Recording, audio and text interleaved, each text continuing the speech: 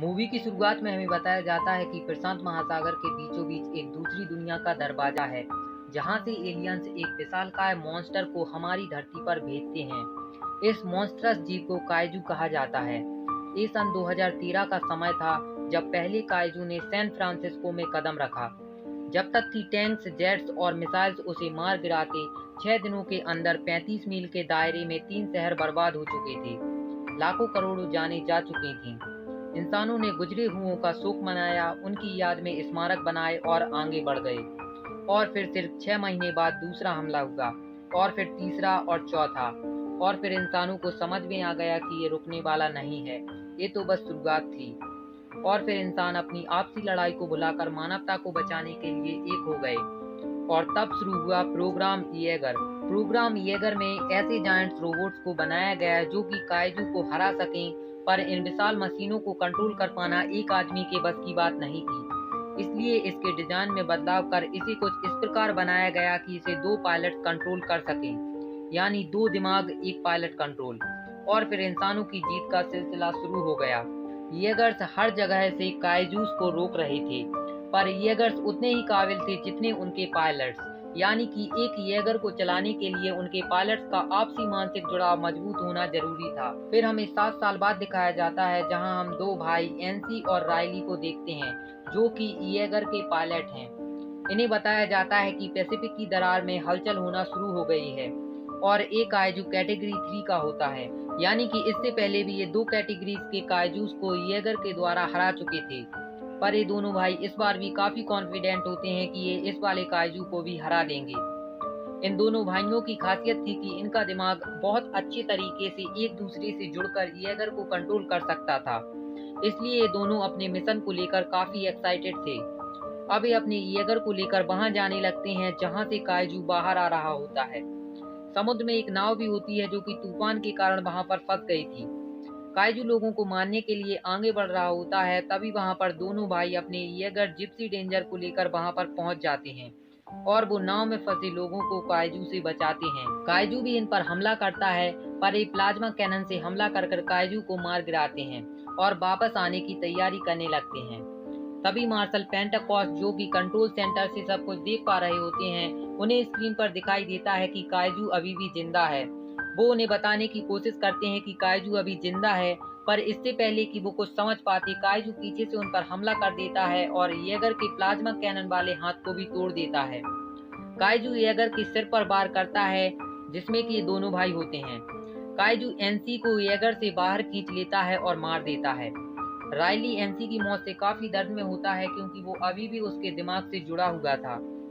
NC को मारकर kaiju Riley पर हमला करता है, जिस वजह से ईएगर बुरी तरह से डैमेज हो जाता है और कंट्रोल सेंटर से उसका कनेक्शन भी टूट जाता है। राइली जैसे तैसे करके ईएगर के न्यूक्लियर रिएक्टर से काइजू को मारने में कामयाब हो जाता है और ईएगर को बड़ी मुश्किल से जमीन तक लेकर आ पाता है, जहां से उसे रेस्क्यू कर लिया जाता है।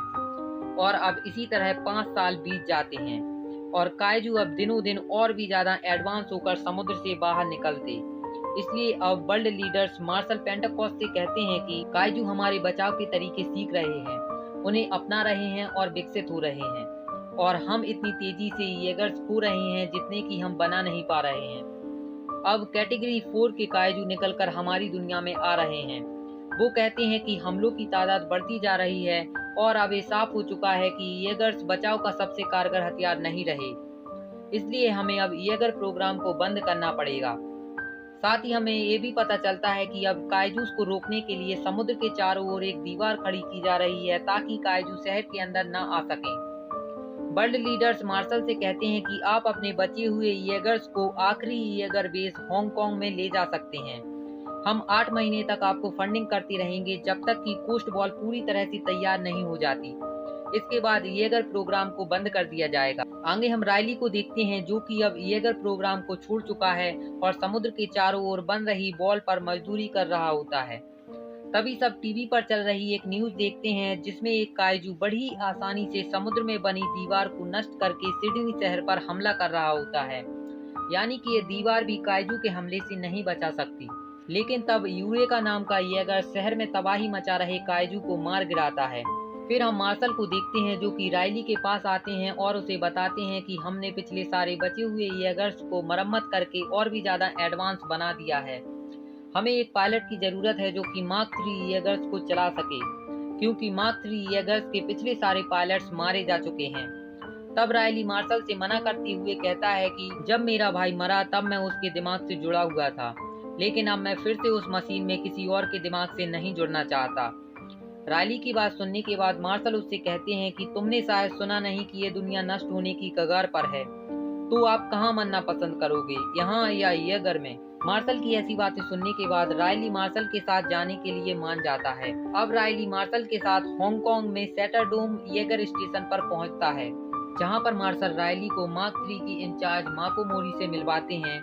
फिर मार्शल रायली को सैटरडोम में रखे अपने बाकी के एडवांस हो चुके येगर्स दिखाते हैं, लेकिन अब इनके पास काइजू से लड़ने के लिए सिर्फ 4 येगर्स ही बचे हैं और अगले 2 हफ्तों में कैटेगरी 4 के काइजू द्वारा शहर पर हमला हो सकता है, इसलिए इन्हें जल्दी ही रायली का को पायलट ढूंढना होगा। रायली के पूछने पर मार्शल बताते हैं कि इस बार हम खाई पर हमला करेंगे। हम 2400 पाउंड के थर्मोन्यूक्लियर बॉम्ब से हमला करेंगे, जो कि 1.2 करोड़ टन के बराबर का रासायनिक धमाका होगा। तब रायली मार्शल से कहता है कि मार्शल हम ऐसा पहले भी तो कर चुके हैं, उस खाई के अंदर कुछ नहीं जाता।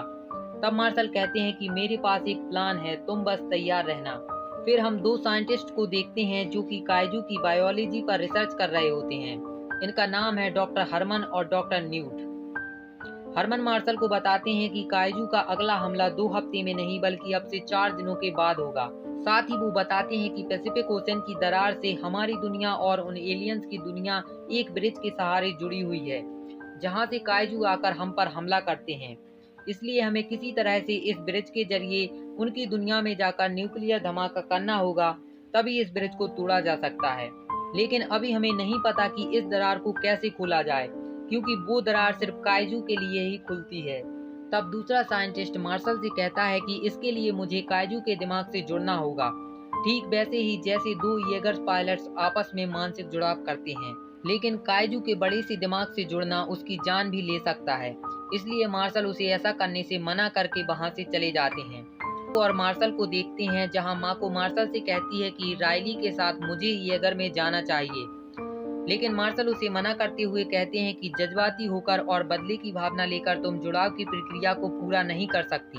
मार्शल माको से ऐसा इसलिए कह रहे होते हैं क्योंकि बचपन में काइजू के हमले में माको के माता पिता की मृत्यु हो चुकी थी, जिस वजह से येगर पायलट बनकर माको अपना बदला लेना चाहती है। अब हम रायली के साथ को पायलट बनने के लिए उम्मीदवारों की फाइट को देखते हैं, जहां रायली एक एक करके सभी को एक ही बार में फ्लोर पर गिरा देता है। तब और कैंडिडेट्स न बचने के कारण माको और रायली की फाइट होती है, जिसमें दोनों ही एक दूसरे के कंपैटिबल कैंडिडेट्स थे। इसलिए अब मार्शल को न चाहते हुए भी माको को रायली का को पायलट बनाना पड़ता है। अब रायली और माको मानसिक जुड़ाव की प्रक्रिया का अभ्यास करने लगते हैं, जिसमें येगर के द्वारा दोनों एक दूसरे के दिमाग से जुड़ेंगे। रायली माको को कुछ सावधानियां बरतने को बोलता है कि कुछ भी हो जाए पर अपनी यादों का पीछा मत करना। ये दोनों मानसिक जुड़ाव करने में तो कामयाब हो जाते हैं, पर जल्द ही माको अपने आप को अपनी यादों में जाने से नहीं रोक पाती और माको अपने बचपन की उस याद में चली जाती है जब येगर शहर में चारों ओर तबाही मचा रहा था। साथ ही रायली भी माको की मेमोरी में जाकर उसे समझाने की कोशिश करता है कि ये सब रियल नहीं है, लेकिन माको कुछ भी समझ नहीं पाती और उसकी यादों में वो जो भी एक्टिविटी करती है उसकी वजह से येगर की प्लाज्मा कैनन हमला करने के लिए रेडी हो जाती है।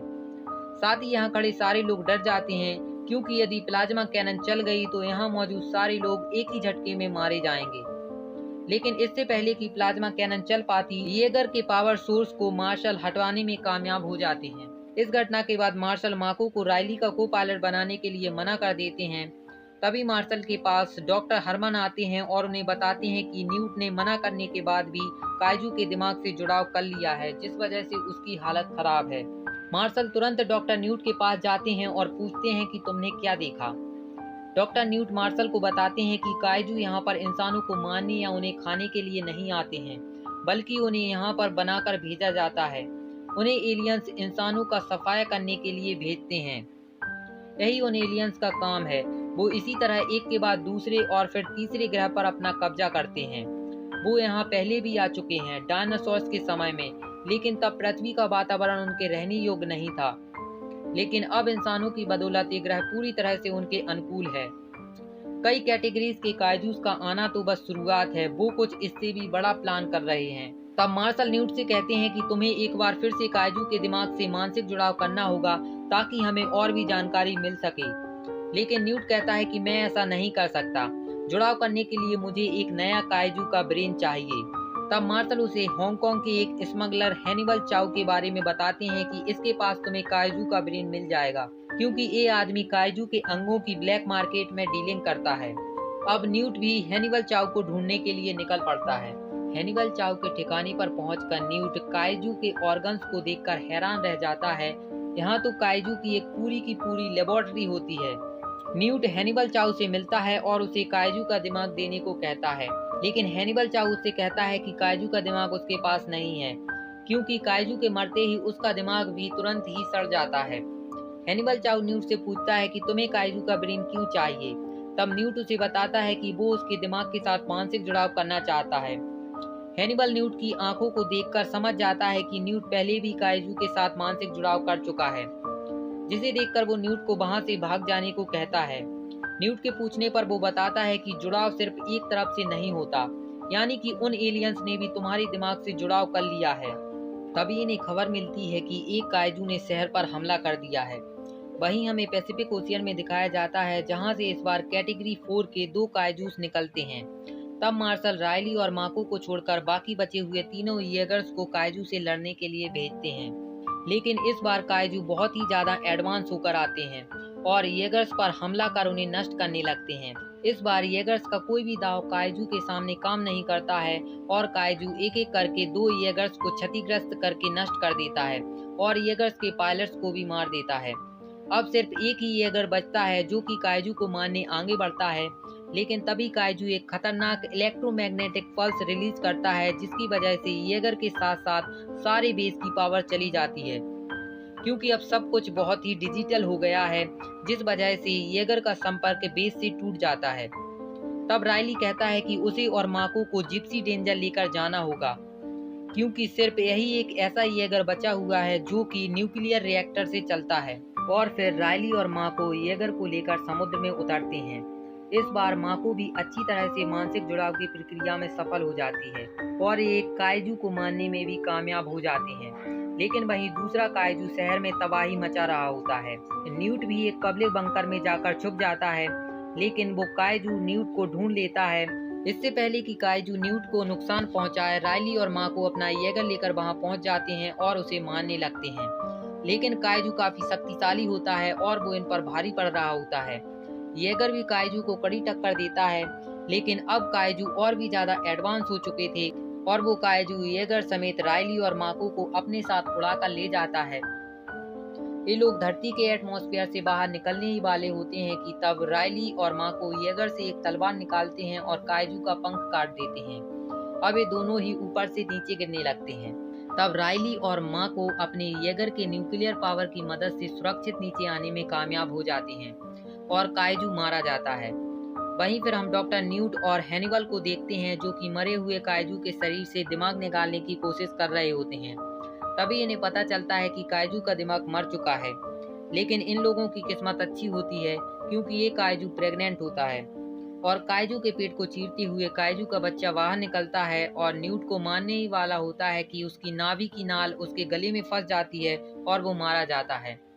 उस कायजू को मरा हुआ देखकर हैनिबल उसके पास जाता है और न्यूट के सामने ही डींगे मारने लगता है। तभी वो कायजू होश में आता है और हैनिबल को निगल जाता है और एक बार फिर से बेहोश हो जाता है। वहीं अब मार्शल को पता चलता है कि कैटेगरी 4 के 2 कायजू पैसिफिक ओशियन की दरार से ऊपर आ चुके हैं, लेकिन अब इनके पास अपने दूसरे येगर का सिर्फ एक ही पायलट है, क्योंकि पिछली लड़ाई में दूसरा पायलट पूरी तरह से घायल हो जाता है। तब मार्शल खुद उस दूसरे पायलट की जगह लेते हैं। वहीं दूसरी तरफ हम डॉक्टर न्यूट और डॉक्टर हरमन को देखते हैं, जो कि कायजू के दिमाग से मानसिक जुड़ाव के जरिए उन एलियंस के प्लान को जान लेते हैं। वहीं इधर मार्शल और रायली अपने अपने येगर को लेकर दरार के काफी करीब पहुंच जाते हैं और न्यूक्लियर बॉम्ब को लेकर दरार में कूदने ही वाले होते हैं कि तभी डॉक्टर न्यूट और हरमन उन्हें बताते हैं कि खाई में बॉम्ब ले जाने से कोई फायदा नहीं होगा, क्योंकि वो दरार खुलेगी ही नहीं। वो दरार सिर्फ काइजू के लिए ही खुलती है, यानी कि इन्हें दरार में जाने के लिए एक काइजू को अपने साथ दरार के अंदर लेकर जाना होगा, तभी ये दरार के अंदर जा सकते हैं। अब इन्हें पता चलता है कि एक कैटेगरी 5 का काइजू दरार से बाहर आ रहा है। ये अब तक का सबसे शक्तिशाली काइजू है, जो कि मार्शल को दरार के बाहर ही रोक के रखता है। वहीं बाकी दो कैटेगरी 4 के काइजू राइली और माको पर हमला करके उनके येगर को काफी नुकसान पहुंचा देते हैं, लेकिन वो एक काइजू को मारने में कामयाब हो जाते हैं। अब दोनों बचे काइजू मार्शल के येगर की ओर बढ़ते हैं। तब मार्शल अपने येगर में लगे न्यूक्लियर बॉम्ब को ब्लास्ट कर देते हैं, जिस वजह से मार्शल के साथ वो दोनों काइजू मारे जाते हैं। लेकिन तभी हम देखते हैं कि एक काइजू तो मर चुका है, लेकिन एक अभी भी अधमरी हालत में होता है। तब राइली और माको अपने येगर के साथ काइजू को लेकर उस दरार में कूद जाते हैं।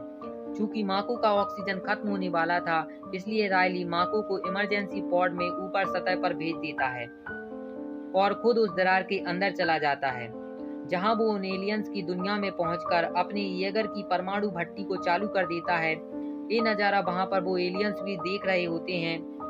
परमाणु भट्टी को चालू करके राइली भी अपने इमरजेंसी पॉड से सतह पर पहुंच जाता है। वहीं न्यूक्लियर ब्लास्ट के कारण उन एलियंस का पूरी तरह से सफाया हो जाता है और दोनों दुनियाओं को जोड़ने वाला वो ब्रिज भी अब टूटने लगता है।